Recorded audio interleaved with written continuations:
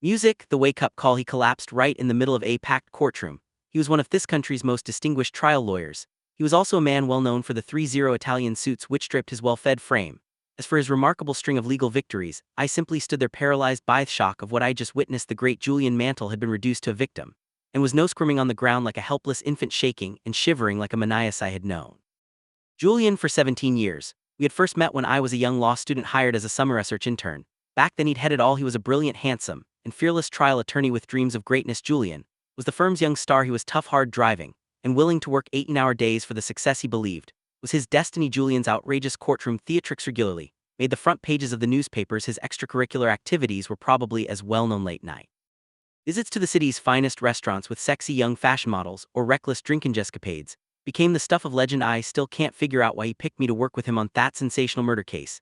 He was to argue that first summer, though I had graduated from Harvard Law School, his alma mater. I certainly wasn't the brightest intern at the firm. At Julian's invitation, I stayed on at the firm as an associate, and a lasting friendship quickly developed between us. Will admit that he wasn't the easiest lawyer to work with. Serving as his junior was often an exercise in frustration, leading to more than a few late-night shouting matches. However, beneath his crusty exterior was a person who clearly cared about people. No matter how busy he was, he would always ask about Jenny, the woman I still call my bride. And finding out that I was in a financial squeeze, Julian arranged for him to receive a generous scholarship. Sure, he could play hardball with the best of them, but he never neglected his friends. The real problem was that Julian was obsessed with work. For the first few years, he justified his long hours by saying that he was doing it for the good of the firm. As time passed, Julian's reputation for brilliance spread, and his workload continued to increase. In his rare moments of quiet, confided that he could no longer sleep for more than a couple of hours without waking up feeling guilty that he was not working on a file. It soon became clear to me that he was being consumed by the hunger for more prestige, more glory, and more money. As expected, Julian became enormously successful. He achieved everything most people could ever want: a stellar professional reputation with an income in 7 figures, a spectacular mansion, a private jet, and his prized possession, a shiny red Ferrari parked in center of his driveway. At 53 years of age, Julian looked as if he was in his late 70s. His face was emacive, wrinkles a less than glorious tribute to his take no prisoner's approach to life in general, and to the tremendous stress of his out-of-balance lifestyle, in particular his late-night dinners, inexpensive French restaurants, smoking thick Cuban cigars and drinking cognac after cognac had left him embarrassingly overweight. He constantly complained that he was sick and tired of being sick and tired. Julian's once enthusiastic nature had been replaced by deathly somberness. Personally, I think that his life had lost all sense of purpose. Almost every day he would tell me that he felt no passion for what he was doing and was enveloped by emptiness. Julian said that as a young lawyer, he really loved the law. The law's complexities and intellectual challenges had kept him spellbound and full of energy. Its power to effect social change inspired and motivated him. That vision gave his life meaning, it gave him a purpose, and it fueled his hopes. There was even more to Julian's undoing than a rusty connection to what he did for a living. He had suffered some great tragedy before I had joined the firm. Something truly unspeakable had happened to him, but I couldn't get anyone to open up about it. Whatever this deep, dark secret was, I had a suspicion that it in some way was contributing to Julian's downward spiral. Sure, I was curious, but most of all I wanted to help him. He was not only my mentor, he was my best friend.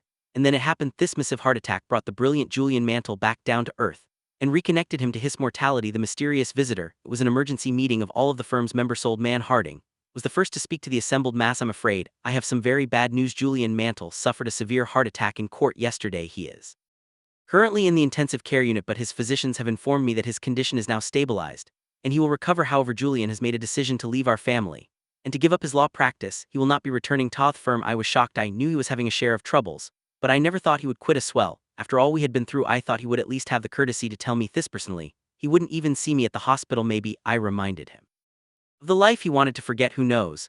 I'll tell you one thing though, it hurt. That whole episode was just over 3 years ago. Last I heard, Julian had headed off to India on some kind of expedition.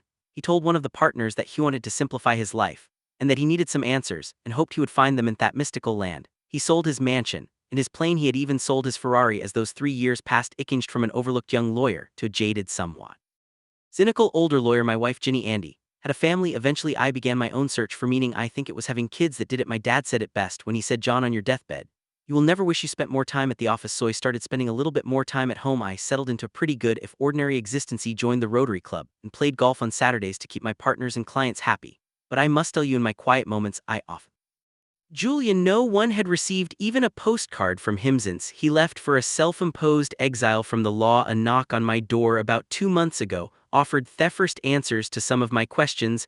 I just met with my last client on a grueling day when Genevieve, my brainy legal assistant, popped her head into my office. "There's someone here to see you, John." Hess says it's urgent.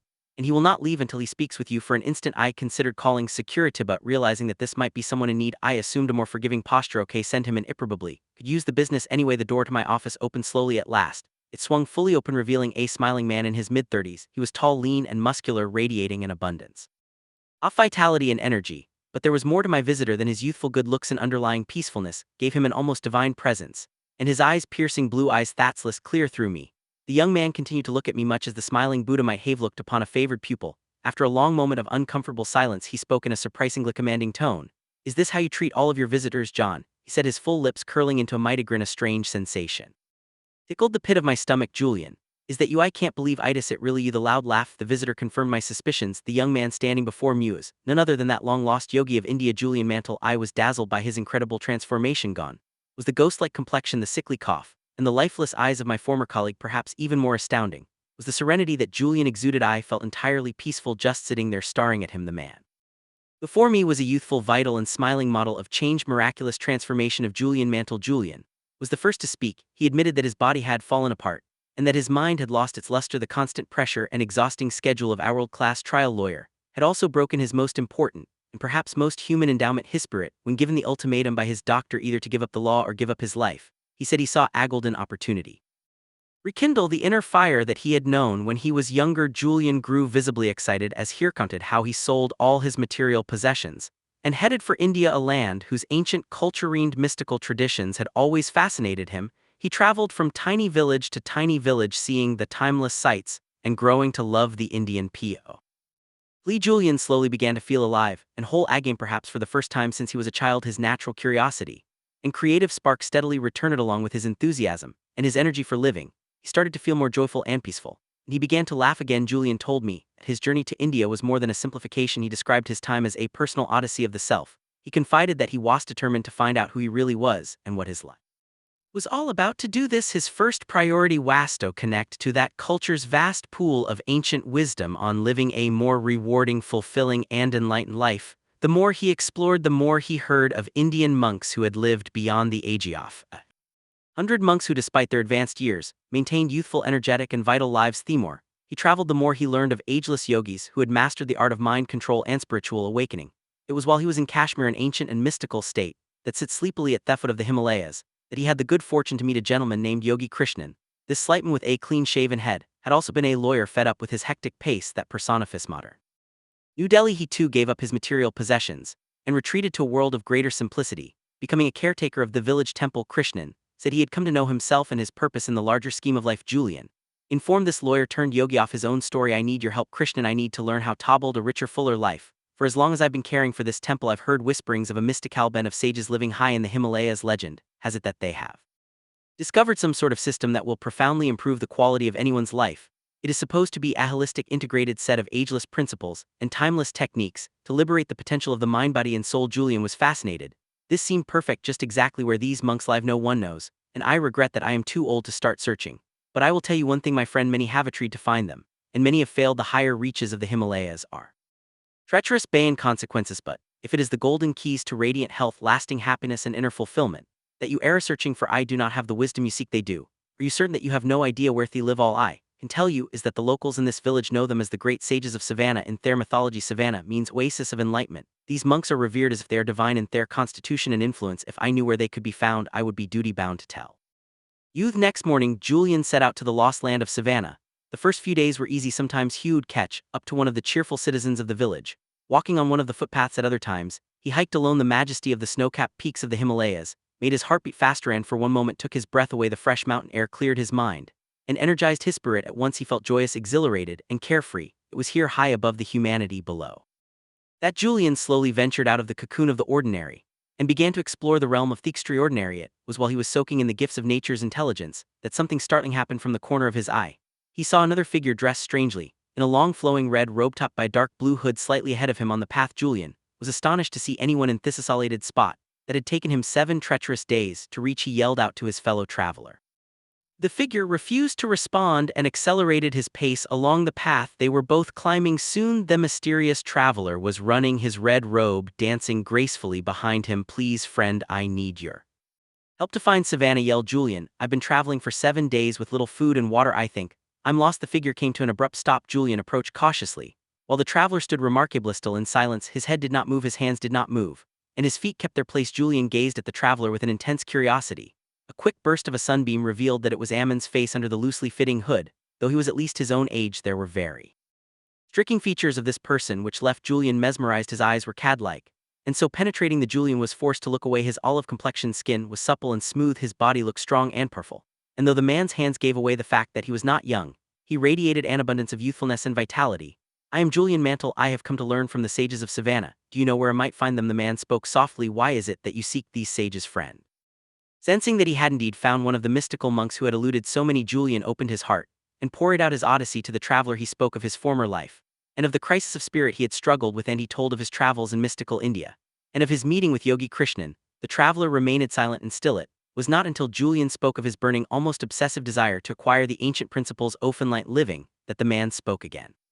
Placing an arm on Julian's shoulder, the man said gently, if you truly have a heartfelt desire to learn the wisdom of a better way, then it is my duty to help you. I am indeed one of those sages that you have come so far in search of. If you like, you may come with me as my guest to our temple. My brothers and sisters will welcome you with open arms. We will work together to teach you ancient principles and strategies that our ancestors have passed down through the ages. Before I take you into our private world, I must request one promise from you. Upon learning these timeless truths, you must return to your homeland in the West and share this wisdom with all those who need to hear it. Though we are isolated in these magical mountains, we are aware of the turmoil your world is in. Good people are losing their way. You must give them the hope that they deserve. More importantly, you must give them theddles to fulfill their dreams. This is all I ask. Julian instantly accepted the sage's terms as the two men moved still higher up the mountain path. The lost village of Savannah. The Indian sun started to set, a fiery red circle slipping into a soft magical slumber. After a long and weary day, a magical meeting with sages of Savannah. After walking for many hours, the two travelers came upon a lush green valley. On one side of the valley, the snow-capped Himalayas offered their protection. On the other, a thick forest of pine trees sprouted. The sage looked at Julian and smiled gently. Welcome to the nirvana of Savannah.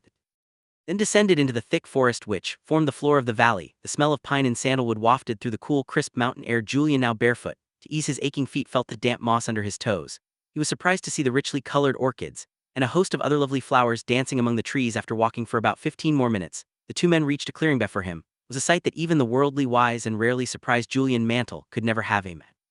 Small village made solely out of what appeared to be roses. At the center of the village was Atney temple made of red, white, and pink flowers held together with long strands of multicolored string and twigs. The little huts, which dotted the remaining space, appeared to be the austere homes of the sages. These were also made of roses. Julian was speechless. Julian's traveling companion now revealed that his name was Yagaram, and he explained that he was the eldest sage of Savannah and the leader of the group. The citizens of this dreamlike colony looked astonishingly youthful and moved with poise and purpose. None of them spoke, choosing instead to respect the tranquility of this place by performing their tasks in silence. The men, who appeared to number only about 10, wore the same red-robed uniform as Yogi Raman and smiled serenely at Julian. Each of them looked calm, healthy, and deeply contented. The women were equally impressive, in their flowing pink silk saris, and with white lotuses adorning their jet black hair. They moved busily through the village with exceptional agility. With zen-like focus, some worked inside the temple preparing for what appeared to be a festival. Others carried firewood and richly embroidered tapestries.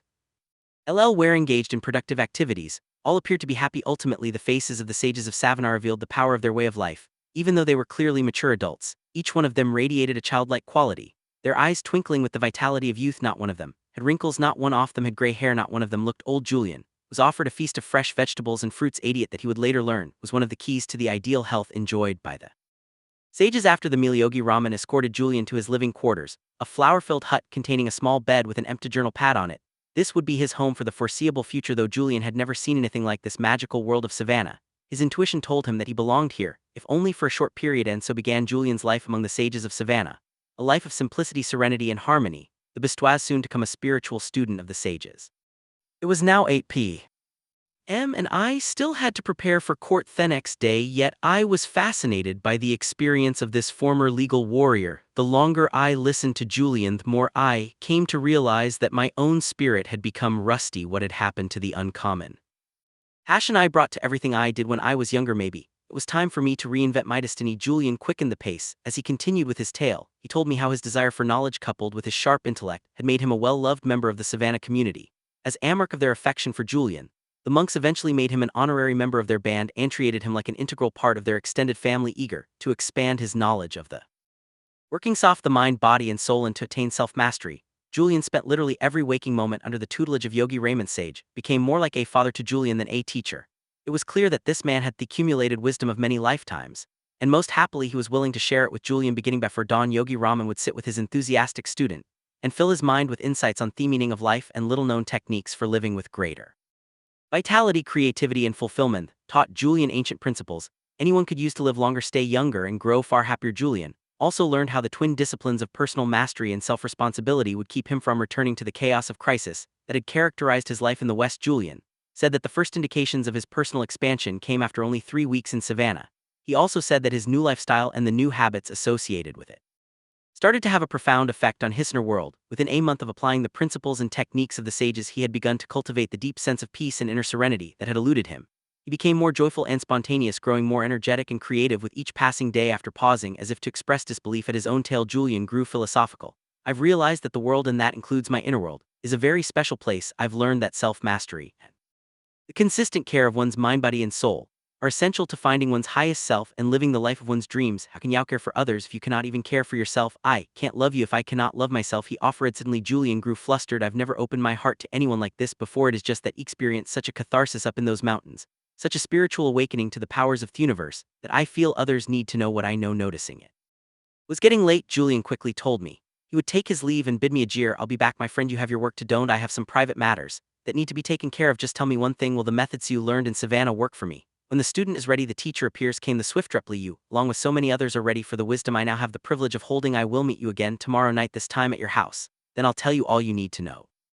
Put far more living into your life. And with that, the master litigator turned enlightened yogi of the East was gone. The wisdom of personal change, true to his word, Julian showed up at my house the next evening. He still embodied radiant health and exuded a wonderful sense of calm. It was what he was wearing that made me a little uncomfortable. Adorning his obviously supple body was a long red robe topped by an ornately embroidered blue hood. Greetings, my friend, Julian offered enthusiastic call. Greetings. Don't look so alarmed. What did you expect me to wear, Armani? We both started to laugh softly at first. Soon our giggles had turned into guffaws.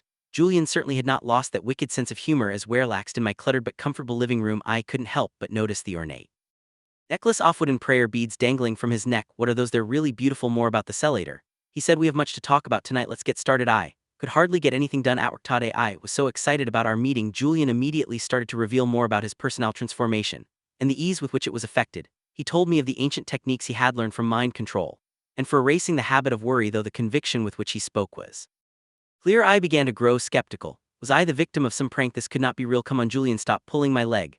This whole story is starting to smack of one of your gags, I suggested, breaking into my best fear grin. Julian remained calm and patient, spotting the pot of tea I had left on the table next to him. He started topper into my waiting cup. He poured until the cup was full, but then he kept on pouring. Tea started to trickle down the sides of the cup and into the saucer. Julian, what are you doing? My cup is overflowing. No matter how hard you try, no more will go. And he looked at me for a long moment. Please, don't take this the wrong way. I really respect you, John. However, just like this cup, you seem full of your own ideas, and how can any more go in till you first empty your cup? I was struck by the truth of his words. My many years in the conservative legal world, doing the same things every day with the same people, thought the same thoughts every day, had filled my cup to the brim. Okay, see your point, I admitted. Perhaps all my years as a trial lawyer have made me a hardened skeptic. From the minute I saw you yesterday, something deep inside me told me that your transformation was genuine. Maybe I just didn't want to believe it. John, tonight is the first night of your new life. I simply ask that you think deeply about the wisdom and strategies that I will share with you, and apply them with conviction. For a period of 1 month, you will experience changes within the workings of your mind, body, and even your soul that will astonish you. A lasting sense of well-being and balance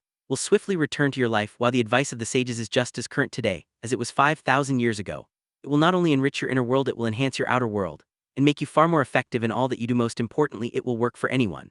But before I share this knowledge with you, I must ask you for a promise. Once you see the power of the strategies and skills shown to me by the sages of Savannah, you must make it your mission to pass this wisdom on to others who will benefit from this knowledge. By agreeing to do this, you will help me fulfill my own pact with Yogi Raman. I agreed without reservation.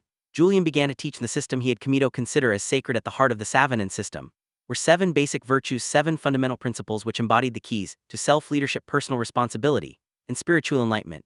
Julian told me that Yogi Raman was the first to share this virtues with him. After a few months in Savannah, on a clear night, Raman knocked softly on the door of Julian's hut in the voice of a gentle guide. He spoke his mind. Since you have arrived, you have opened yourself up to our traditions and embraced them as your own. Tonight, on the eve of your 3rd month in Savannah, I will begin to share the inner workings of our system with you, not only for your benefit, but for the benefit of all those in your part of the world. I feel grateful that all I have learned over many years Of silent contemplation will live within you. I looked at Julian, and noticed that his eyes were now shut as if he were transporting himself back to this fairytale land, that had showered the blessing of knowledge on him. Yogi Raman told me that the 7 virtues for a life overflowing with inner peace, joy, and a wealth of spiritual gifts were contained within a mystical fable. This fable was the essence of it all. He asked me to shut my eyes as I have now done here on the floor of your living room. He then told me to picture the following scene in my mind's eye. You are sitting in the middle of a magnificent lush green garden. This garden is filled with the most spectacular flowers you have ever seen. The environment is supremely tranquil and silent. Savor the sensual delights of this garden, and feel as if you have all the time in the world. Tonge this natural oasis. As you look around, you see that in the center of this magical garden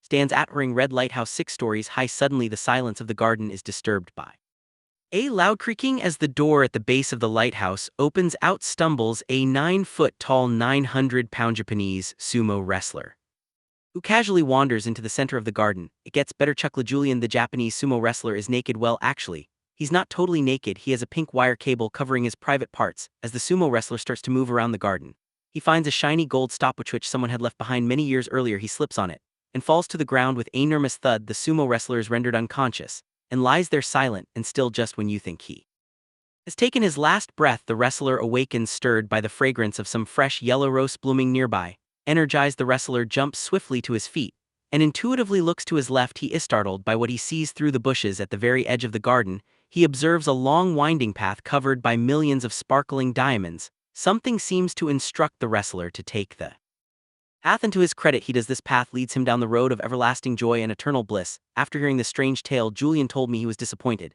He had expected to hear something earth-shattering wisdom that would stir him to action, and perhaps even move him to tears. Yogi Raman detected this. Instead, at first, it might seem to be frivolous and perhaps even childish, but I assure you that every element of the fable embodies a timeless principle for radiant living and has great depth. Off meaning the garden, the lighthouse, the sumo wrestler, the pink wire cable, the stopwatch, the roses, and the winding path of diamonds are symbols of the 7 timeless virtues for an enlightened life. I can also assure you that if you remember this little story and the fundamental truths that it represents, you will carry within you all that you need to know to raise your life to its highest level. You will have all the information and strategies you will need to profoundly influence the quality of your life and the lease off all those you touch. And when you apply this wisdom on a daily basis, you will change mentally, emotionally, physically, and spiritually. A most extraordinary garden in the fable. The garden is a symbol for the mind, said Julian. If you care for your mind, if you nurture it and cultivate it just like a fertile, rich garden, it will blossom far beyond your expectations.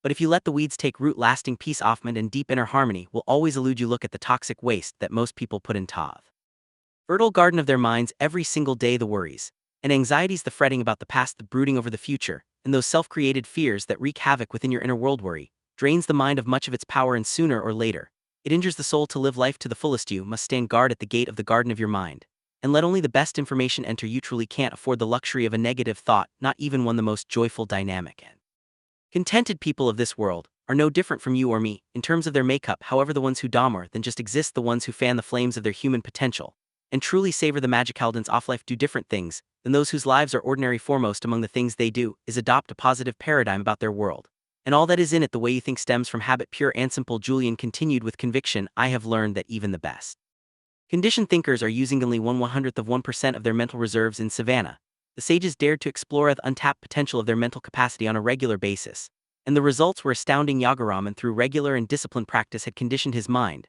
so that he was able to slow down his heartbeat at will. It even trained himself to go for weeks without sleep. Well, I would never suggest that these should be goals for you to aspire to. I do suggest start to see your mind for what it is, nature's greatest gift. My teacher was growing more excited by the moment. His eyes seemed to twinkle as he spoke of the magic of the mind and the wealth of goodness it would surely bring. There is no such thing as objective reality or the real world. There are no absolutes. An event that appears to be a tragedy to one might reveal the seeds of unlimited opportunity to another. What really separates people who are habitually upbeat and optimistic from those who are consistently miserable is how the circumstances of their life are interpreted and processed. And it all starts with using your mind more effectively. Exactly, Joan. All success in life, whether material or spiritual, starts with that 12-pound mass sitting between your shoulders. Your outer world reflects the state of your inner world. By controlling the thoughts that you think and the way you respond to the events of your life, you begin to control your destiny. This makes so much sense, Julian. I guess my life has become so busy that I have never taken the time to think about these things. When I was in law school, my best friend Alex used to love reading inspirational books. He said that they kept him motivated and energized in the face of our crushing workload. I remember him telling me that one of them said that the Chinese character for crisis is comprised of 2 sub-characters, one that spells danger and another that spells opportunity. I guess they in the ancient Chinese knew that there is a bright side to the darkest circumstance if you have the courage to look for it. Yogi Roman put it this way: there are no mistakes in life, only lessons. There is no such thing as a negative experience, only opportunities to grow, learn, and advance along the road of self-mastery. From struggle comes strength. Even pain can be a wonderful teacher. Pain, I protested. Absolutely. To transcend pain, you must first experience it. Or to put it another way, how can you really know the joy of being on the summit of the mountain unless you have first visited the lowest valley? Get me point. To savor the good, one must know the bad. Yes, but I suggest that you stop judging events as either positive or negative. Rather, simply experience them, celebrate them, and learn from them once. Now consistently apply this principle to your daily life, and start to condition your mind to translate every event into a positive, empowering one. You will banish worry forever. You will stop being a prisoner of your past. Instead, you will become the architect of your future. Okay, I understand the concept. What else might a humble middle-class lawyer do to improve things? First of all, begin to live out of the glory of your imagination, not your memory. Run that one by me. Again, you see, things are always created twice, first in the workshop of the mind, and only then in reality. I call the process blueprinting, because anything you create in your outer world began as a simple blueprint in your inner world on the lush picture screen of your mind. When you learn to take control of your thoughts and vividly imagine all that you desire from this worldly existence in a state of total expectancy, dormant forces will awaken inside you. You will begin to unlock the true potential of your mind to create the kind of magical life that I believe you deserve. Tonight onwards, forget about the past. Dare to dream that you are more than the sum of your current circumstances. Expect the best. You will be astonished at the results. I began to reflect on my own life when I was a kid. I dreamed such great dreams. Often I visualized myself as a sports hero or a business tycoon. I really believed that I could do, have, or be whatever I wanted to be. There were no limits on what my future could bring. I honestly don't think I felt that kind of freedom and joy for 15 years.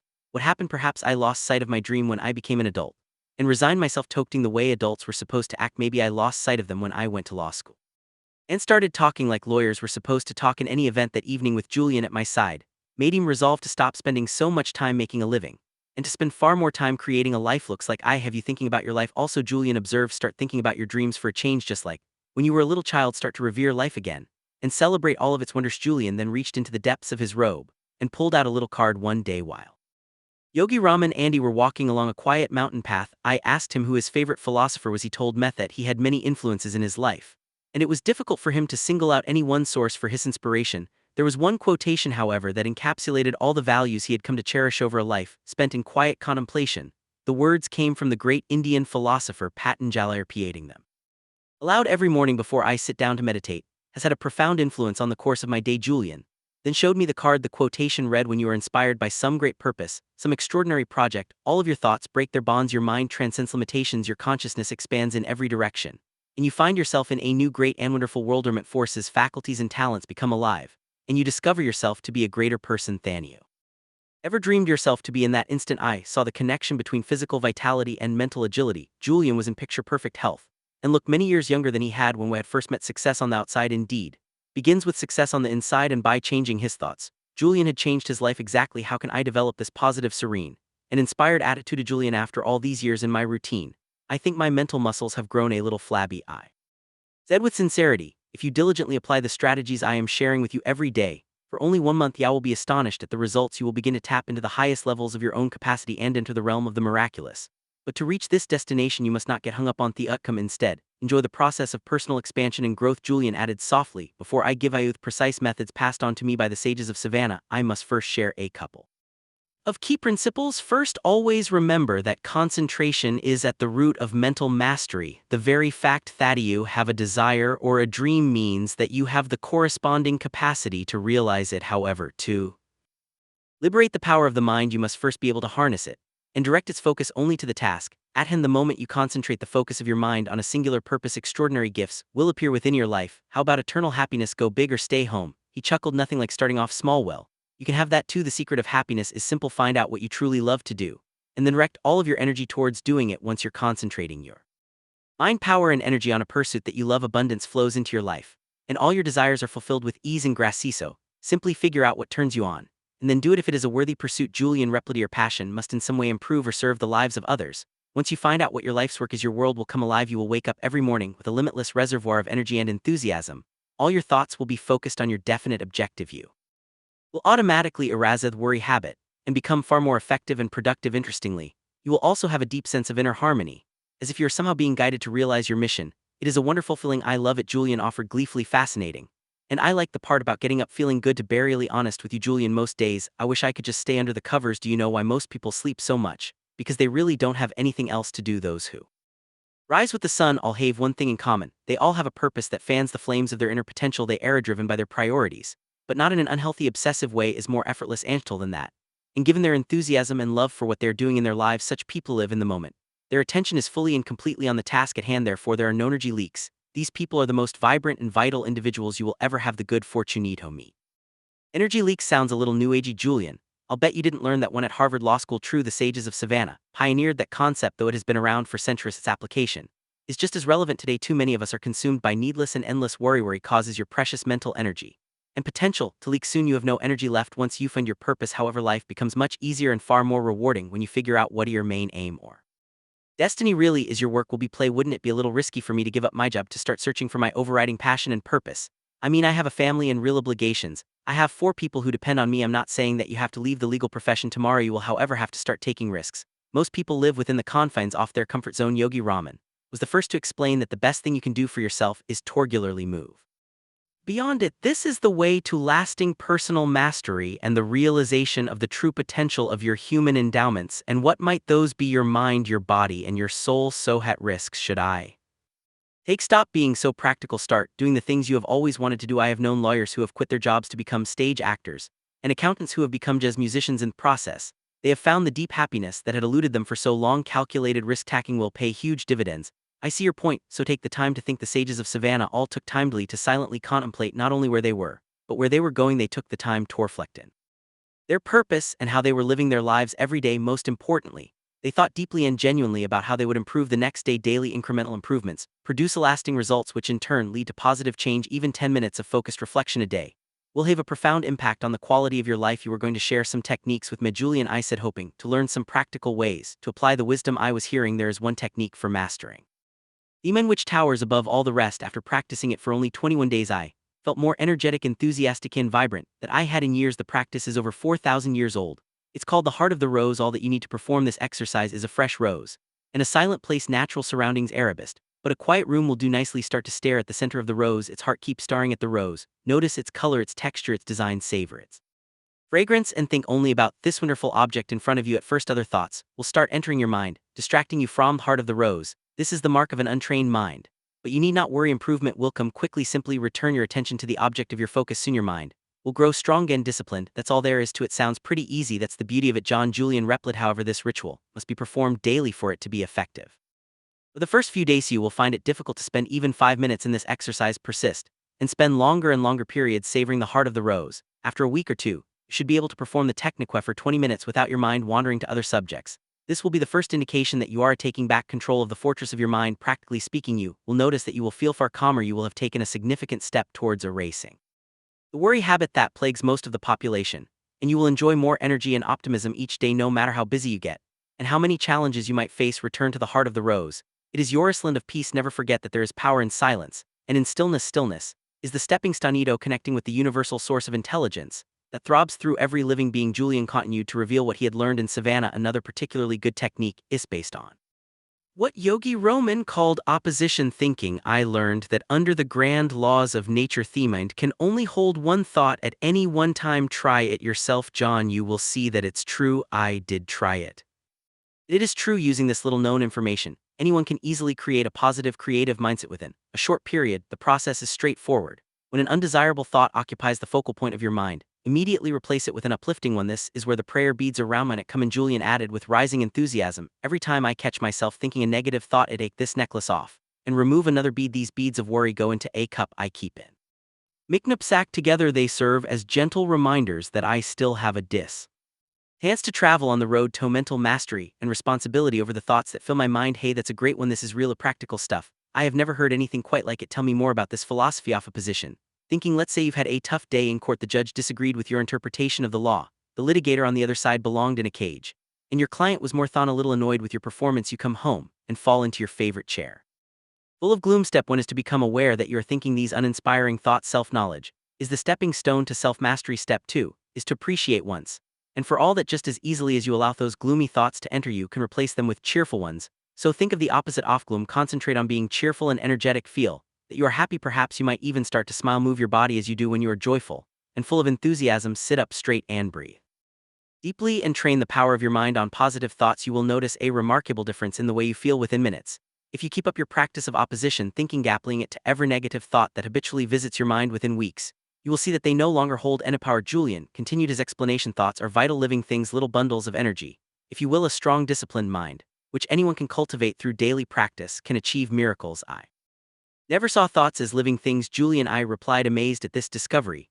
The sages of Savannah firmly believed that one should think only sattvic or pure thoughts. If even one impure thought entered the temple of their minds, they would punish themselves by traveling many miles to an imposing waterfountain standing under the ice-cold water, until they could no longer bear the frigid temperature. I thought you told me these sages were wise, standing under an ice-cold waterfall for thinking one little negative thought.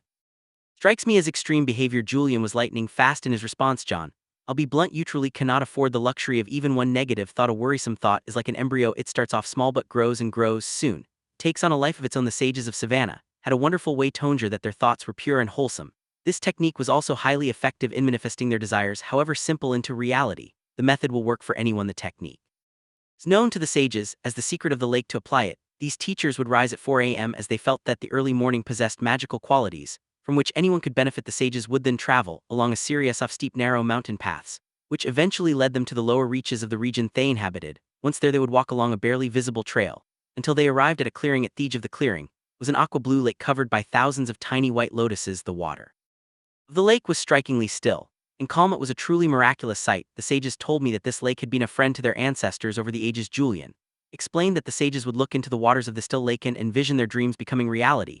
If it was the virtue of discipline they wished to cultivate within their lives, they would picture themselves getting up at dawn, performing their rigorous physical regimen without fail, and spending days in silence to enhance their willpower. If it was courage they desired, they would picture themselves acting with strength in a moment of crisis and challenge.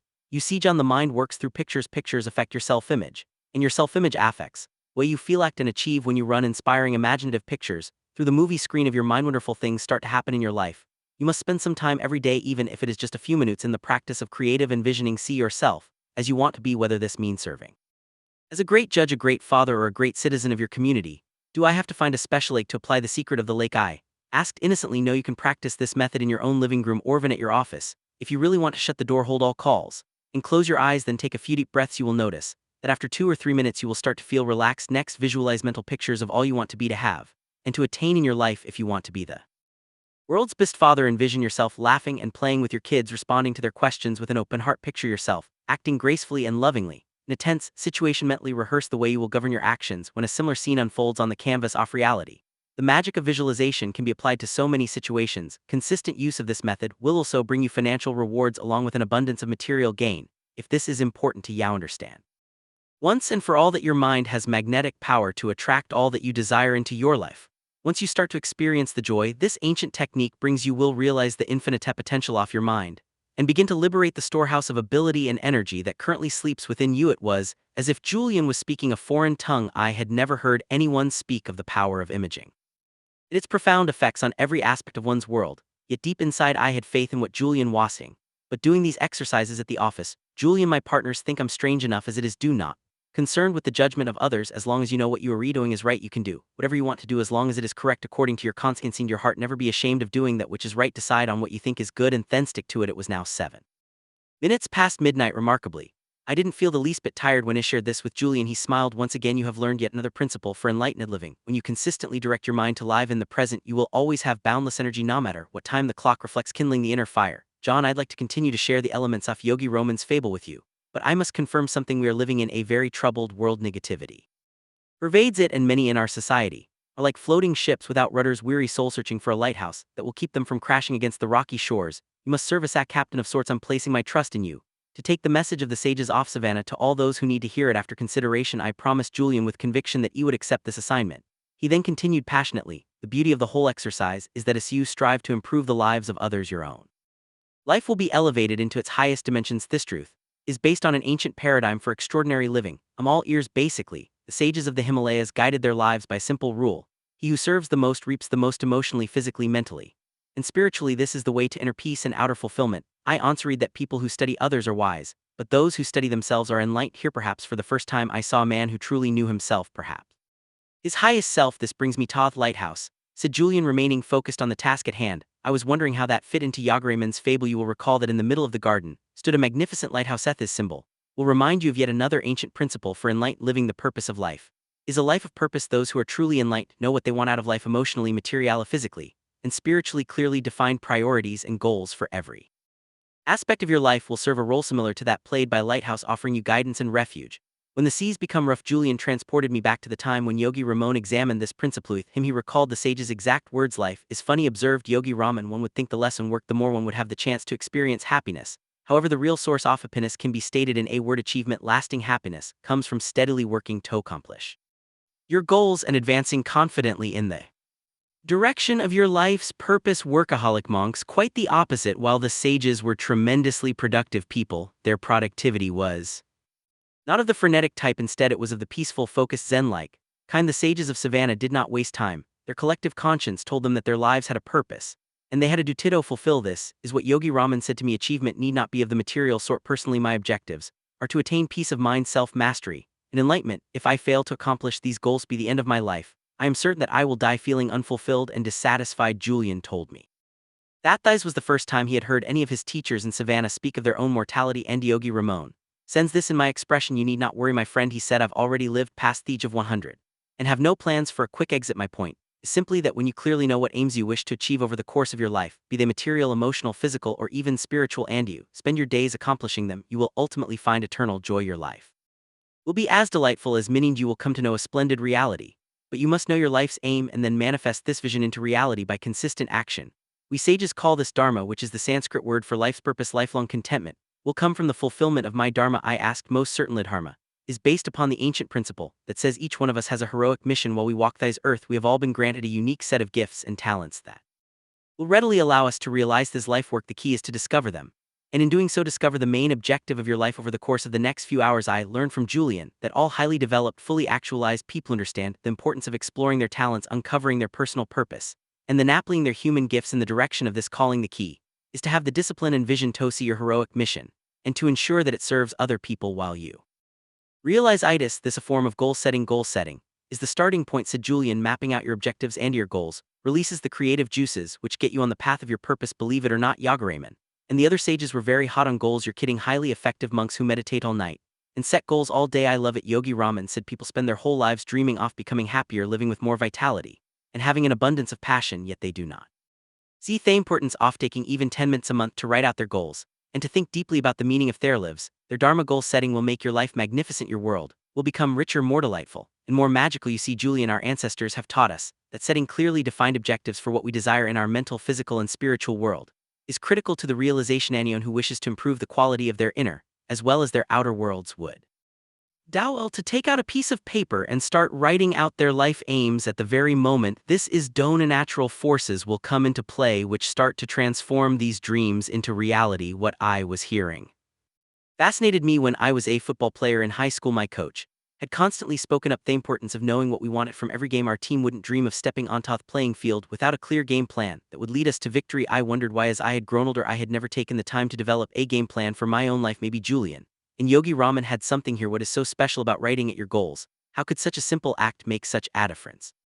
I asked. Julian was delighted. By writing out your desires and goals on a piece of paper, you'll send a red flag to your subconscious mind that these thoughts are far more important than any other, so you change your life the moment you set your goals and start to seek out your Dharma. Julian said, his eyes sparkling with the truth of his words. Have you ever met someone with a strange name and then started to notice that name appearing in newspapers, on television, or at the office? This is but one illustration of the ageless principle. Yogi Raman called Joe Ricky, which I have since learned means concentrated mind. Concentrate every ounce of your mental energy on self-discovery. Learn what you excel at and what makes you happy. Whatever it is, find your passion and then follow it. Now that I really think about it, it would be sad to reach the end of my life without realizing that I had some special genius that would have unlocked my potential and helped others, even in a small way. That's right. So from this moment onwards, be acutely aware of your aim in life. Awaken your mind to the abundance of possibility around you. Start to live with more zest. The human mind is the world's largest filtering device. When you decide to start concentrating your mind on your life's main aims, your mind starts to filter out the unimportant and focus only on the important. To tell you the truth, I think it's about time I discovered my purpose. I said, don't get me wrong, there are a lot of great things in my life, but it isn't as rewarding as I think it could be. How does that make you feel? Depressed, I offered with total honesty.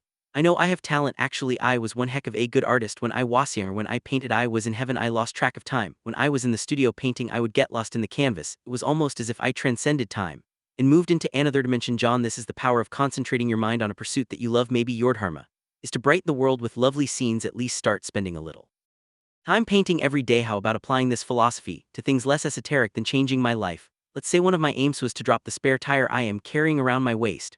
Where would I start? Julian told me that the sages of Savannah had created a 5-step method to reach their objectives and fulfilled purposes of their lives. The first step was to form a clear mental picture of the outcome. If this was Talos weight every morning just after I woke up, I was to envision myself as a lean, fit person full of vitality and boundless energy. Step 2 was to get some positive pressure on myself. Pressure can inspire you to achieve great ends. People generally achieve magnificent things when they are forced to tap into the wellspring of human potential that lies within them. How can I create this positive pressure on myself? He asked, now thinking about the possibilities of applying this method to everything from getting up earlier to being a more patient and loving father. One of the best is the public pledge. Tell everyone you know you will lose the excess weight, or whatever your goal might be. Once you make your goal known to the world, there will instantly be pressure on you to work towards its fulfillment. Since no one likes to look like a failure, when you train your mind to associate pleasure with good habits and punishment with bad ones, your weaknesses will quickly fall by the wayside. You said, there were 5 steps to follow to make my desires come true. I said impatiently, what are the remaining 3? Yes, John, the third step is a simple one. Never set a goal without attaching a timeline to it. To breathe life into a goal, you must have a precise deadline. Remember, goal that is not committed to paper is no goal at all. Go out and buy Agile. A cheap quill notepad will do. Call this your dream book and fill it with all your desirous objectives and dreams. Get to know yourself and what you are all about. Don't I already know myself? Most people don't. The Chinese define image in these terms. There are 3 mirrors that form a person's reflection. The first is how you see yourself, the second is how others see you, and the third mirror reflects truth. Know yourself, John. Know the truth. Divide your dream book into separate sections for goals relating to the different areas of your life. For example, you might have sections for your physical fitness goals, your financial goals, your personal empowerment goals, your relationship and social goals, and perhaps most importantly, your spiritual goals. Hey, that sounds like fun. I've never thought about doing something as creative as that for myself. I said another particularly effective technique is to fill your dream book with pictures of the things you desire and images of people who have cultivated the abilities, talents, and quality ease that you hope to emulate. If you want to lose weight and be in outstanding physical shape, paste a picture of a marathon runner or an elite athlete in your dream book. If you want to be the world's finest husband, clip out a picture of someone who represents this, perhaps your father, and put it in your journal in the relationship section. Then review this book daily, even for a few minutes. Make it your friend. The results will startle you. My wife would love to have a dream book. Probably fill it with pictures of me without my notorious belly. It's really not that big, Julian suggested in a consoling tone. Then why does Jenny call me Mr. Donut? I said, breaking into a bride smile. Julian started to laugh. I had to follow. Soon the two of us were howling on the floor. I guess if you can't laugh at yourself, who can you laugh at? I said, still giggling. Very true, my friend. When I was chained to my former lifestyle, one of the main problems was that I took life far too seriously. Now I am much more playful and childlike. I enjoy all of life's gifts, no matter how small they are. But I have digressed. Once you have formed a clear mental picture of your outcome, created a little pressure behind it, set a deadline, and committed it to paper, the next step is to apply what Yogi Roman called the magic rule of 21. The learned men and women of his world believed that for a new behavior to crystallize into habit, one had to perform the new activity for 21 days in a row. What's so special about 21 days? The only way to permanently install a new habit is to direct so much energy towards it that the old one slips away like an unwelcome house guest. The installation is generally complete in about 21 days, the time it takes to create a new neural pathway. Say, I wanted to start practicing the heart of the rose technique to erase the worry habit and live at a more peaceful pace. Do I have to do it at the same time every day? Good question. The only reason to do something is because you want to, and because you know it is the right thing for you to do. My suggestion is that you try the heart of the rose method at the same time every day, and in the same place every day. There is tremendous power in a ritual when you insert any activity into your routine. By doing it the same way at the same time every day, it quickly grows into a habit. Soon you will be performing the new habit with the same ease that you feel while brushing your teeth. In the final step for attaining goals and advancing along the path of purpose, I wondered, the final step in the sage method is one that is equally applicable as you advance along the path of your life. The sages of Savannah truly believe it that a day without laughter or a day without love was a day without life. Never forget the importance of living with unbridled exhilaration. Never neglect to see the exquisite beauty in all living things. Remain spirited, joyful, and curious. Stay focused on your life work and on giving selfless service to others. The universe will take care of everything else. This is one of nature's truest laws, is that I still have much wisdom to share with you. Are you tired? Not in the least. Actually, I feel pretty pumped up. You're quite the motivator. Julian, have you ever thought about an infomercial? I asked mischievously. I don't understand, replied gently. Never mind, just one of my feeble attempts at humor. Okay, before we move along with Yogi Roman's fable, there was one last point about reaching goals and your dreams that I would like to impress on you. Go for it. There's one word which the sages spoke of in almost reverential terms. This simple word seemed to carry a depth of meaning for them, and it peppered their daily talk. Through it, I am speaking of his passion, and it is a word you must constantly keep at the forefront of your mind. A burning sense of passion is the most potent fuel for your Dreams here in our society, we have lost our passion, we do not do things. Because we love to do them, we do things. Because we feel we have to doth them, this is a formula for misery. Reclaim the joy of waking up every morning full of energy and exhilaration. Breathe the fire of passion into all that you do. You will quickly reap great material as well as spiritual rewards. You make it sound so easy. It is. From tonight onwards, take complete control of your life. Decide once and for all to be the master of your fate. Discover your calling, and you will start to experience the ecstasy of an inspired life. Finally, always remember that what lies behind you and what lies in front of you is nothing when compared to what lies within you. Thanks, Julian. I really needed to hear this. I never realized all that was lacking in my life. Until tonight, things are going to change. I promise. I am grateful for this. You're welcome, my friend. I'm simply fulfilling my purpose. The ancient art of self-leadership time is passing quickly, said Julian, before pouring himself another cup of tea. The morning will soon be upon us. Do you want me to continue, or have you had enough for one night? Please continue, Julian. I have all the time in the world. The kids are sleeping at their grandparents' house tonight, and Jenny won't be up for hours. Sensing my sincerity, he continued with the symbolic fable that Yogi Roman had offered him to illustrate his wisdom. You will recall that as the fable continues, Thedor. The lighthouse slowly opens, and out walks a 9-foot-tall, 900-pound Japanese sumo wrestler. Sounds like a bad Godzilla movie. I used to love those when I was a kid, Julian said. Me too. But don't let me distract you. The sumo wrestler represents a very important element in the life-changing system of the sages of Savannah. Yogi Raman told me that many centuries ago in the East, the great teachers developed and refined a philosophy called kaizen. This Japanese word means constant and never-ending improvement, and it's the personal trademark of every man and woman who is living a soaring, fully awakened existence.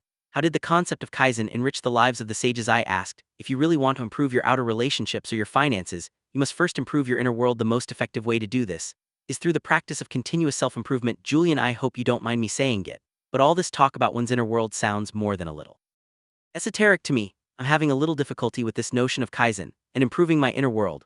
What exactly are we talking about? Julian was agile in his response. When I speak of improving your inner world, I am simply speaking of self-improvement and personal expansion.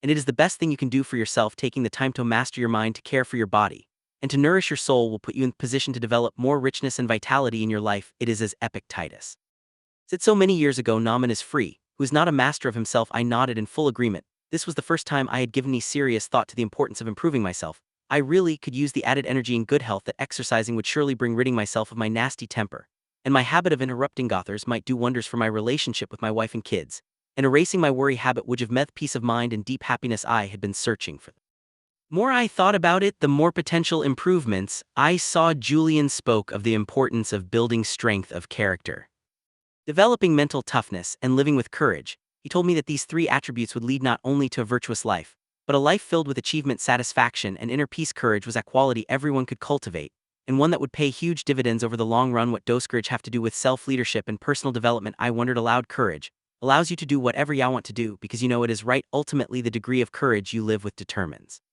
the amount of fulfillment you receive. In those who master themselves have an abundance of courage. Okay, I'm starting to understand the power for working on myself. Where do I start? Julian returned to his conversation with Yogi Raman high atop the mountains on what he remembered as a remarkably starry and gloriously beautiful night. The more he listened to Yogi Raman, and the more I reflected on the pain and suffering of my former world, the more it will come the philosophy of kaizen, constant and never-ending enrichment of the mind, body, and soul. Into my new life, Julian asserted. Why am I hearing so much about the mind, body, and soul these days? It seems I can't even turn on the tube without someone making mention of it. This is the trilogy of our human endowments. To improve our mind without the cultivation of your physical gifts would be a Virahal victory. Elevating your mind and body to their highest level without nurturing your soul would leave you feeling very empty and unfulfilled. But when you dedicate your energies to unlocking the full potential of all three of your human endowments, you will taste the divine ecstasy of an enlightened life. You've got me pretty excited, pal. And as to your question about where to start, I promise that I will give you a number of ancient yet powerful techniques in a few moments. But first, I must share a practical illustration with you. Get into push-up position. Good grief, Julian's become a drill sergeant. I silently thought, being curious and wishing to keep my cup empty. I complained. Do as many push-ups as you can possibly. Don't stop until you truly are certain that you cannot do any more. I struggled with the exercise. The first 15 push-ups were pure agony. At 23 push-ups, I gave up. No more, Julian. This is killing me. The only lesson I'm going to learn from this is what to do for a heart attack. Do 10 more, then you can rest, commanded Julian. You've got to be kidding.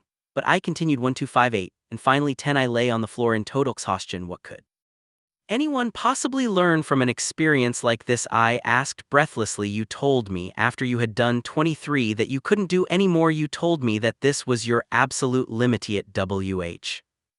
And I challenged you to do more. You responded with another 10 push-ups. You had more inside you, and when you reached for your resources, you received more. Yogi Raman explained a fundamental truth to me. The only limits on your life are those that you set yourself. When you push beyond your limits, just as You did in this demonstration, you unlock mental and physical reserves that you never thought you had. Julian sensed he was on a roll. You practice the art of Kaizen. By pushing yourself daily, work hard to improve your mind and your body, nourish your spirit, do the things you fear, be the person you dream of being. Julian continued his passionate discourse. Identify the things that are holding you back. Take the time to reflect on what might be keeping you from the life you really want and know deep down you can have. Once you have identified what your weaknesses are, the next step is to face them head on and attack your fears. This might be the first taste of real freedom that you have experienced in years. Fearless, nothing more than a mental monster. You have created a negative stream of consciousness. You mean all my fears are nothing more than imaginary little gremlins that have crept into my mind over the years. Exactly, John. Every time they have prevented you from taking some action, you have added fuel to their fire.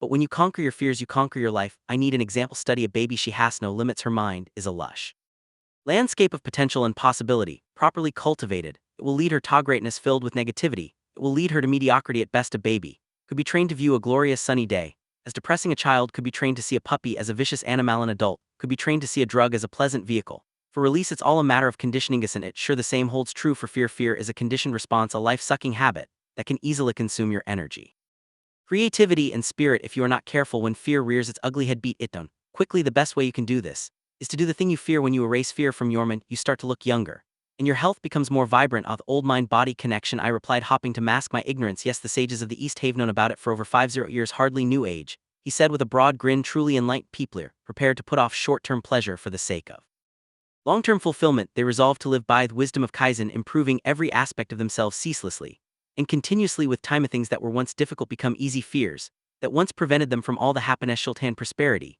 they deserve fall to the wayside like stick men toppled by a hurricane. So you're suggesting that I must change myself before I change my life?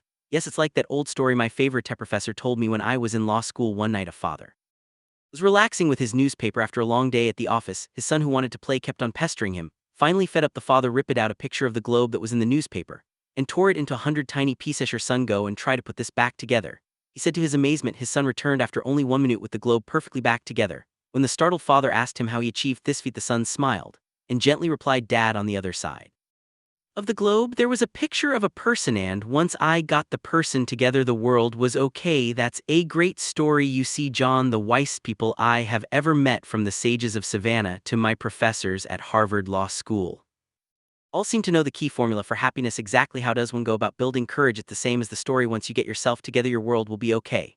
But you must spend some time daily working on yourself, even if for only 10 or 15 minutes.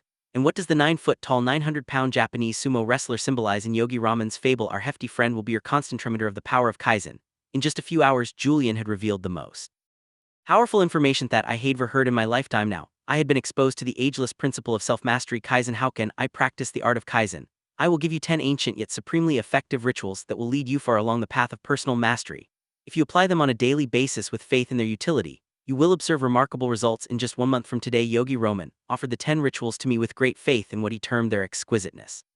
The quid pro quo is that you must set aside at least 1 hour a day for 30 consecutive days to practice the strategies. This investment in yourself is all it takes. 1 hour a day for 30 days is all it takes. It's the magic formula I was always searching for. Having said this, you must be disciplined and apply the strategies which make up the formula daily with utter conviction in their value. This is not a quick fix type deal. Once you are in, you are in it for the long term. What do you mean spending 1 hour a day tending to yourself will surely give you dramatic results in 30 days, provided you do the right things? The key is that you must keep on practicing them every day if you want to keep on seeing the results. Fair enough, I agreed. Julian clearly had unlocked a wellspring of personal vitality and inner serenity in his own life. Actually, his transformation from a sickly old litigator to a radiant, energetic philosopher was nothing less than miraculous. Maybe I too could undergo a mantle like transformation. It was surely worth a try. That night, sitting on the floor of my cluttered living room, I learned what Julian called the 10 rituals of radiant living. The first strategy was known to the sages as the ritual of solitude. This involves nothing more than ensuring that your daily schedule include a mandatory period of peace.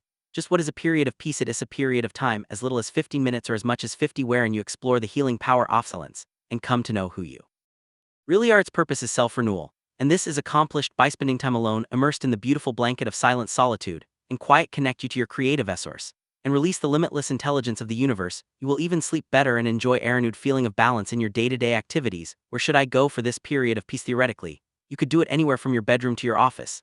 The key is to find a place of true quiet and beauty. How does beauty fit into The equation beautiful images soothe the ruffled-souled Julian observed with the deep sigh a bouquet of roses or a simple solitary daffodil will have a highly salutary effect on your senses and relax you to no end. Ideally, you should savor such beauty in a space that will serve as a sanctuary of the self. What's that? Basically, it is a place that will become your secret form for mental and spiritual expansion. This might be a spare room in your house, or simply a peaceful corner of a small apartment. The point is to reserve a spot for your renewal activity as a place that sits there quietly awaiting your arrival. I love the sound of that. I think having a silent place to go to when I come home from work would make a world of difference. That brings up another important point. The ritual of solitude works best when you practice it at the same time every day. By practicing it at the same time every day, a daily dose of silence will soon become a habit that you will never neglect. Anything else? Yes. If at all possible, commune with nature daily. A quick walk through the woods, or even a few minutes spent cultivating your tomato garden in the backyard, will reconnect you to the wellspring of calm that may now be dormant within you. Being with nature also allows you to tune into the infinite wisdom of your highest self. This self-knowledge will move you into the uncharted dimensions of your personality. Never forget this, Julian advised, his voice rising with passion. Has this ritual worked well for you, Julian? Absolutely. Someday I spend hours in quiet contemplation. On other days, I spend only 10 minutes. Result is more or less the same, a deep sense of inner harmony and an abundance of physical energy, which brings me to the second ritual. This is the ritual of physicality. Sounds interesting. What's it all about? The ritual of physicality is based on the principle that says, as you care for the body, so you care for the mind. As you train your body, so you train your mind. Take some time every single day to nourish the temple of your body through vigorous exercise. Get your blood circulating and your body moving. Did you know that there are 168 hours in a week? No, not really. It's true. At least 5 of those hours should be invested in some form of physical activity. The sages of Savannah practiced the ancient discipline of yoga to awaken their physical potential and live a strong dynamic existence. It was an extraordinary sight to see these marvelous physical specimens who would manage to age-proof their lives standing on their heads in the center of their village. Did the sages do anything else to care for their bodies? Yogi Raman and his brothers and sisters also believed that vigorous walking in natural surroundings worked wonders for relieving fatigue and restoring the body to its natural state of vibrancy. Really think it didn't matter too much to them what they did so long as they moved their bodies and got the fresh air of their breathtaking surroundings flowing through their lungs. What does breathing fresh air have to do with anything? I'll answer your question with one of Yogi Raman's favorite teachings. To breathe properly is to live properly. Quite early on in Savannah, the sages taught me that the fastest way to double or even triple the amount of energy I had was to learn the art of effective breathing. Their philosophy was simple: take in more oxygen through efficient breathing, and you liberate your energy reserves along with your natural state of vitality. Okay, so where do I start? It's actually pretty easy. 2 or 3 times a day, take a minute or two to think about breathing more deeply and effectively. Your belly should move out slightly. This indicates that you are breathing from the abdomen, which is good. A trick that Yogi Raman taught me was to cup my hands over my stomach if they moved out as inhaled. My breathing technique was proper. Very interesting. If you like that, then you'll love the third ritual of radiant living, said Julian, which is the ritual of live nourishment. Yogi Raman put it this way: as you nourish your body, so you nourish your mind. I assume then that you changed your diet. Traditionally, live foods are the answer. Live foods are those which are created through the natural interaction of the sun, air, soil, and water. What I'm talking about here is a vegetarian diet. Fill your plate with fresh vegetables, fruit, and grains, and you might just live forever. Is that possible? Most of the sages were well over 100, and they showed no signs of slowing down. But is this type of diet healthy? This is the diet Thatcher intended. It is alive, vital, and supremely healthy. The sages have lived by this diet for many thousands of years. If you like meat, you can certainly keep eating it. Just remember that you arrange gesting dead food. If you can cut back on the amount of red meat that you eat, it is really hard to digest, and since your digestive system is one of the body's most energy-consuming processes, valuable energy reserves are needlessly depleted by this foodstuff. Do you see what I'm getting at? Just compare how you feel after eating a steak with your energy levels after you've had a salad. If you don't want to become a strict vegetarian, at least start having a salad with every meal and fruit for dessert. Evan, this will make a huge difference in the quality of your physical life. Try it for about a month and judge the results for yourself. You will feel phenomenal. Okay, if it's good enough for the sages, it's good enough for me. I promise you I will give it a shot. If I have sold you on the ritual of live nourishment, I think will love the fourth one. The student is still holding his empty cup. The fourth ritual is known as the ritual of abundant knowledge. It centers around the whole notion of lifelong learning and expanding your knowledge base for the good of yourself and all those around you. Read regularly. Reading for 30 minutes a day will do wonders for you. But I must caution you, do not read just anything. Make it something that will improve both you and the quality of your life. What did the sages read? They spent many of their waking moments reading and rereading the ancient teachings of their ancestors. They devoured this philosophical literature. It was in Savannah that I really learned the power of the book and the principle that a book is the best friend of the wise. To truly get the best out of a great book, you must study it, not just read it. The sages would read many of the books of wisdom in their vast library 10 or 15 times. They treated great books as scriptures, holy documents of divine origin. Wow, is reading real? If that important, 30 minutes a day will make a delightful difference in your life because you will quickly start to see the vast reserves of knowledge available. Your use read the right books. Learn how those who have preceded you have handled the challenges you are currently facing. What exactly are the right books? Any titles you could recommend to an eager young beaver? I said, flashing a broad grin. Sure, you will thrive on the biography of the great American Benjamin Franklin, I think. You will also find much growth impetus from Mahatma Gandhi's autobiography, entitled The Story of My Experiments with Truth. I also suggest that you read Siddhartha by Hermann Hesse, the highly practical philosophy of Marcus Aurelius, and some of the work of Seneca. You might even read Think and Grow Rich by Napoleon Hill. I read it last week, and I thought it was very profound. And grow rich, I exclaimed, but I thought you left all that behind you. I'm really sick and tired of all the make money fast manuals that are being peddled out there by snake oil salesmen, preying on the weak, easy big fella. I couldn't agree with you more often, Julian, with all the warmth and patience of a wise, loving grandfather. That little book is not about making a lot of money. It's about making a lot of life. Think and Grow Rich is about abundance, including spiritual abundance, and how to attract all that is good into your life. You might do well to read it, but I will not press the point. Sorry, Julian, I guess my temper gets the better of me. Sometimes I offer it apologetically. One more thing I need to improve. I really am grateful for all that you are sharing with me. No problem. My point is simply read and keep reading. Do you want to know something else interesting? What books simply help you to see what is already within yourself? That's what enlightenment is all about. After all my journeying and exploring, I found that I have actually come full circle back to the point from which I started as a young boy, but now I know myself and all that I am and can be. Okay, what's the fifth ritual of radiant living? It is the ritual of personal reflection. You see, we all have many sleeping talents inside of us. By taking the time to get to know them, we kindle them. However, silent contemplation will deliver even more than this. This practice will make you stronger, more at ease with yourself, and wiser. I'm still a little fuzzy on the concept, Julian. Every night the sage would retire to the sanctuary of their huts covered by fragrant rose petals and sit in deep contemplation. Yogi Raman would actually take a written inventory of his day. What kinds of things would he write down? He asked. First, he would list all of his activities, from the personal care activities of his morning to his interactions with the other sages. Interestingly, he would also write down the thoughts he had run through his mind during that particular day. Isn't that hard to do? I can hardly remember what I thought 5 minutes ago, let alone 12 hours ago. Take the time to think. Get into the regular habit of personal introspection. Once Yogi Raman had listed all that he had done and all that he had thought in one column, he would then do an assessment in another column. As he was confronted by his activities and thoughts in the written form, he asked himself whether they were positive in nature, if they were resolved to continue giving his precious energy to them, and if they were negative, then he would commute with a clear course of action to get rid of them. I think an example might help me. Can it be personal? Julian asked. Sure, I'd love to know some of your innermost thoughts. I suggested. Actually, I was thinking about yours. We both started to giggle like a couple of kids in a schoolyard. Oh, all right, you always did get your own way. Okay, let's go through just a few of the things that you did today. Write them down on that piece of paper. In the coffee table, Julian instructed. I started to realize that something important was about to happen. This was the first time in years that I had actually taken the time to do nothing but reflect on the things I was doing and the thoughts I was thinking. Where do I start? I asked. Start with what you did this morning and progress through your day. Just hit a few of the highlights. Fine. I woke up at 6:30 to the sound of my electric rooster. I joked. Get serious and keep going, Julian replied firmly. Okay, then. Ishward and shaved, gobbled down a wah flea and rushed off to work. And what about your family? They were all asleep anyway. Once I got to the office, I noticed that my 7:30 appointment had been waiting there since 7, and boy was he furious. What was your response? I fought back. What was I supposed to let him push me around him? Okay. Then what happened? Well, things went from bad to worse. The courthouse called and told me the Judge Wildebeest needed to see me in his chambers, and if I wasn't there within 10 minutes, heads would roll. I rushed down to the courthouse and had another argument with one of the clerks. By the time I got back to the office, there were 27 phone messages waiting for me marked urgent. Need I go on? Please do. Well, on my way home, Jenny called me in the car and asked me to stop by her mother's house and pick up some of those amazing pies. My mother-in-law is famous for. Problem was that when I took that exit, I found myself in the middle of a gridlock. So there I was in the middle of rush hour traffic in 95-degree heat, shaking with stress and feeling that even more time was slipping away. How did you respond? I cursed the traffic. I said with complete honesty.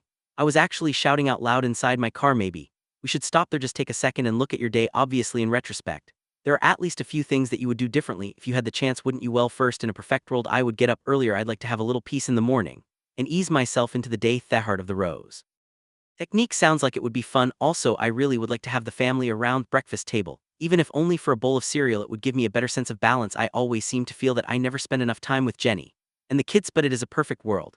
And you have a perfect life. You do have the power to control your day. You do have the power to live your dreams. Julian observed, his voice rising. I am realizing this. I really am starting to feel that I can change. Great. Continue reflecting on your day, he instructed. Well, I wish I hadn't yelled at me client. I wish I hadn't argued with the court clerk.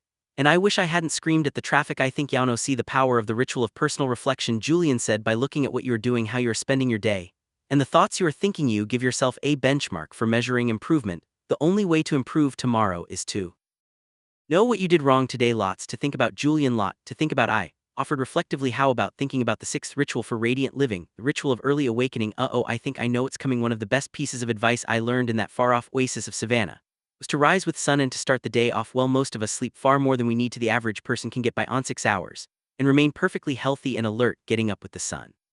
Sounds extreme. Actually it isn't. There are few things more natural than rising with the glory of the first rays of a new day. The sage believed that sunshine was a gift from heaven, and while they were careful not to overexpose themselves, they regularly had sun baths and often could be seen dancing playfully in the early morning sunshine. I firmly believe that this was another key to their extraordinary longevity. How do I build this ritual into my routine? Here are a couple of quick tips. First, never forget that it is the quality and not the quantity of sleep that is important. It is better to have 6 hours of uninterrupted deep sleep than even 10 hours off disturbed sleep. For example, Yogi Raman would never eat after 8 p.m. He said that the digestive activity it induced would reduce the quality of his sleep. Another example was the sage's habit of meditating to the soft sounds of their harp immediately before heading off to sleep. What was the reason behind this? The 10-minute period before you sleep. 10-minute period after you wake up are profoundly influential on your subconscious mind. By determining the thoughts that go in, you are also determining precisely what will come out. So before you go to sleep, do not watch the news or argue with anyone or even go over the day's events in your minds. Relax, drink a cup of herbal tea if you like, listen to some soft classical music, and prepare yourself to drift into a rich, renewing slumber. It makes sense. The better the sleep, the less I will need. Exactly, and remember the ancient rule of 21. If you do anything for 21 days in a row, it will be installed as a habit. So stay with the early rising routine for about 3 weeks. By then it will be a part of your life. Within short order you will be able to rise at 5:30 a.m. or even 5 a.m. with ease, ready to savor the splendor of another great day. Okay, so let's say that I am getting up every day at 5:30. What do I do? As I've suggested, the thoughts you think and the actions you take in the first 10 minutes after you wake up have a marked effect on the rest of your day. Think positive thoughts, give a prayer, thanks for all you have. The sages would actually make themselves laugh, whether they felt like it or not, just to get the happiness juices flowing early in the morning. Julian, I am trying very hard to keep my cup empty, and I think you will agree that I've done pretty well for a novice, but that sounds really odd even for a band of monks living high in the Himalayas. But it's not. Take a guess how many times the average 4-year-old laughs in a day. Hanos, I do 300. Now guess how many times the average adult in our society laughs in the course of a day. 50. I tried. Try 15, said Julian, smiling in satisfaction. You see my point. Laughter is medicine for the soul. Even if you don't feel like it, look in the mirror and laugh for a couple of minutes. You can't help but feel fantastic every day. Will then be an exquisitely rewarding one. What do you do to start your day off on a positive footing? Actually, I have developed quite a sophisticated morning routine which includes everything from the heart of the rose to drinking a couple of glasses of freshly squeezed fruit juice. But there is one strategy in particular which I would like to share with you. Sounds important. It is shortly after you have awakened, go into your sanctuary of silence, get still and focused. Then ask yourself this question: what would I do today if this day was my last? Mentally list all the things you would do, the people you would call, and the moments you would savor when you live every day as if it was your last. Your life will take on a magical quality. And this brings me to the 7th of the rituals of radiant living, the ritual of music. Never forget the power of music. Spend a little time with it every day, even if it is listening to a soft piece on a cassette while you drive to work. When you feel down, weary, play some music. It is one of the finest motivators I know of aside from yourself. I exclaimed sincerely just listening to you makes me feel great. You really have changed, Julian. And not just on the outside, you really do seem to be at peace with yourself. You have touched me tonight. Hey, there's more, shadow Julian with his fist in the air. Let's keep going. I wouldn't have it any other way. Okay, the 8th ritual is the ritual of the spoken word. The sages had a series of mantras which they would recite morning, noon, and night. They told me that this practice was immensely effective in keeping them focused, strong, and happy. What's a mantra? I asked. A mantra is nothing more than a collection of words